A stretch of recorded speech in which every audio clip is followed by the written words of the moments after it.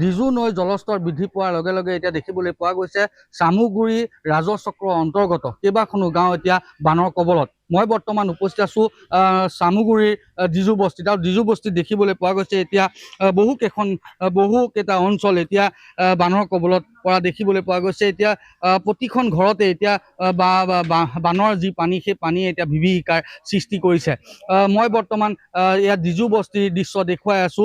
আমি বাতৰি পৰিৱেশন কৰিছিলোঁ যোৱাকালি শিয়ালেখাটি অঞ্চলতো বানৰ যি বিভীষিকা, সেই বিভীষিকাই ইতিমধ্যে চুই গৈছে। আৰু মই আজি পুৱাৰ ভাগৰ পৰা আচলতে দুদিন হ'ল ইয়াত যি ডিজু নৈৰ যি বাঢ়নী পানী, সেই বাঢ়নী পানী আহি এতিয়া যি ডিজু বস্তিৰ প্ৰতিখন ঘৰতে এতিয়া বিভীষিকাৰ সৃষ্টি কৰিছে।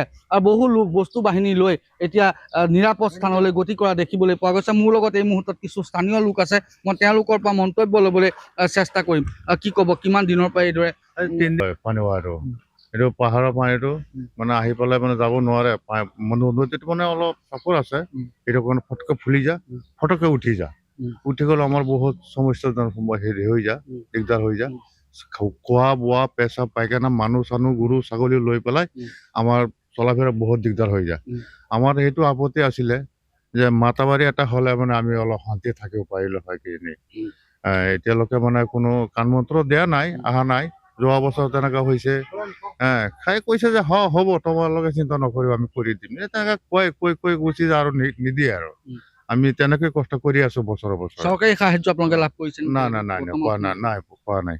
আপোনালোকৰ কোন সমষ্টি অন্তৰ্গত? এটা আমাৰ কলিয়াবৰ সমষ্টি। বিধায়ক গৰাকী আপোনালোকৰ খবৰ লৈছে নে? মন্ত্ৰী গৰাকী লোৱা নাই, লোৱা নাই।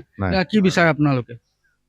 কি বিচাৰিব মানে চৰকাৰে যিটো কৰিব, আমিতো সেইটো সুবিধা আমি শান্তি থাকিব পাৰিলে হয়।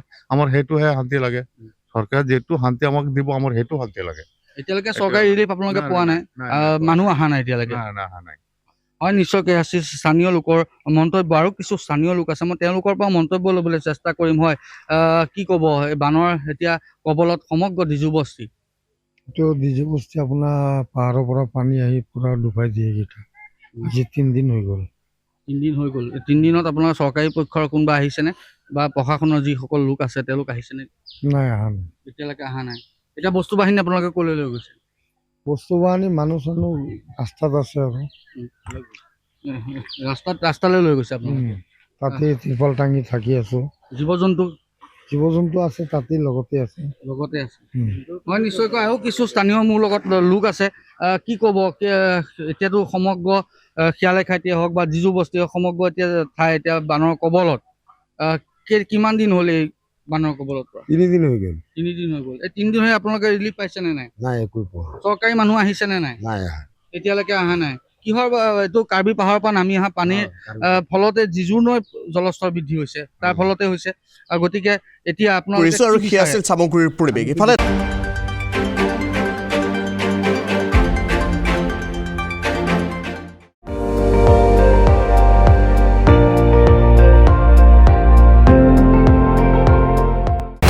আপুনি চাই আছে ND24, সৰ্বশ্ৰেষ্ঠ নহয়, সৰ্বোত্তমৰ দৌৰত।